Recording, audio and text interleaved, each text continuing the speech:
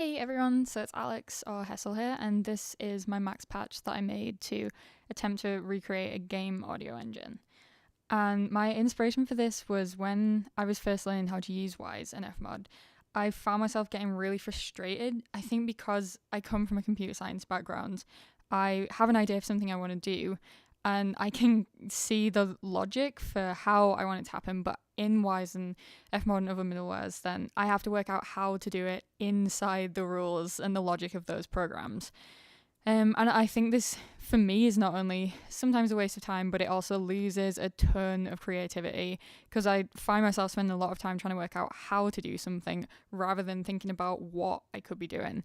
It very much is like a how things should be done rather than what can be done. Anyways, so starting it up, there's two main elements to the patch. So there's an ambient loop and a panic loop. And for both loops, they consist of 9 layers. So I threw compose them in Logic and then bounced them out into 9 separate layers.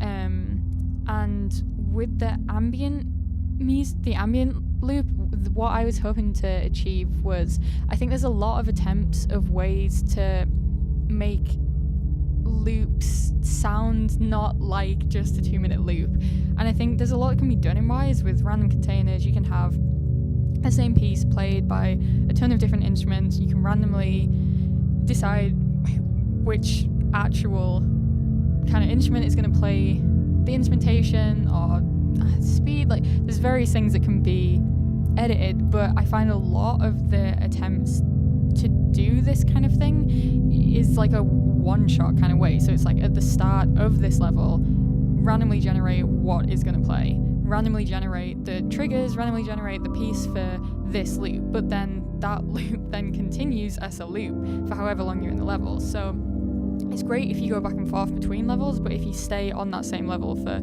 a sustained period of time, then it doesn't really achieve much at all. So what I did with this is, because there's the 9 separate layers, then each layer's volume can be controlled independently.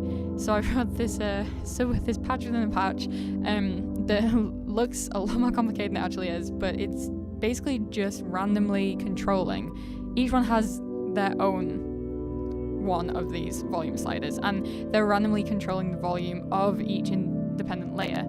You can change the speed at which they change, so now you can see they're moving really slowly, and then if I turn them up to the point where they jiggle about in a way that you probably wouldn't ever really want in a game. But that's a parameter that can totally be defined by some in-game characteristics, how intense your ambient layer needs to be. But the idea is that it's this constant undulation of the layers, and so you might be able to hear all of them at once, or you might be able to hear none of them, but the bass drone, which is always playing, it's not manipulatable at all.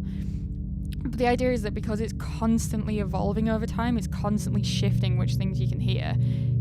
It shouldn't, in theory, sound just like a 2-minute loop. It should, continue to change over the course of the game.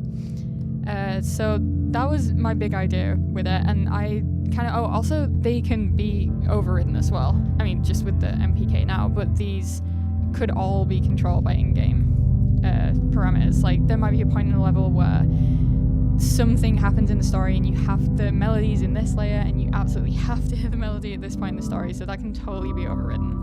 And likewise, maybe there's too much sound effects going on, so you can just turn down a bunch of layers that conflict with the sound design.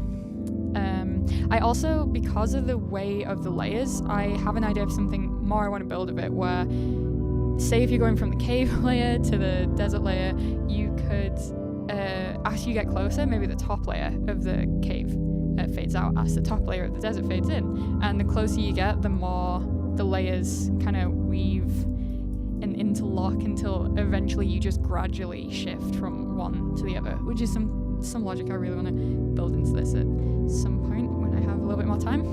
And then the danger level, if I switch to it, there's a faster fade into the danger level because I'm assuming an enemy's jumped out, and then a slower fade back into the ambient layer, loop even.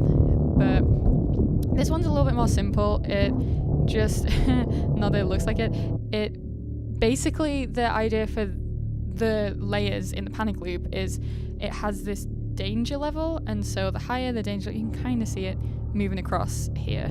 The higher the danger level, the more loops that you hear. The lower danger level, the less loops, until eventually there's layers, until eventually there's just the drone. So the more intense the music should theoretically sound. And again, there's a lot more I want to do with this. I think them all just being unweighted isn't realistic. I mean, especially because I think when you get down to the lower levels, then if you've got, for example, there's no enemies, you're stuck on this base drone, one enemy, tiny spider pops out, and some more music starts to appear, and then the spider goes away, and then another spider pops back again. So I think this is something that could get old really fast, and I want to incorporate some kind of timed element, some kind of counter, so some kind of logic system, so that it's like, okay, if you've gone back to this layer like so many times within a certain amount of time, then just stay there for a bit. Like, don't constantly be shifting back and forth between them, because that's just gonna get irritating really fast, which is the opposite of my intentions with this patch. And there's some like filter stuff that I want to explore as well, because I'm actually adapting this into a hexaphonic surround sound performance patch for a live string quartet.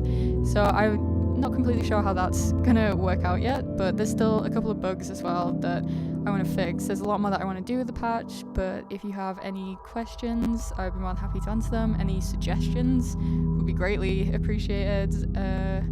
Yeah, any feedback at all would be really appreciated, so thanks.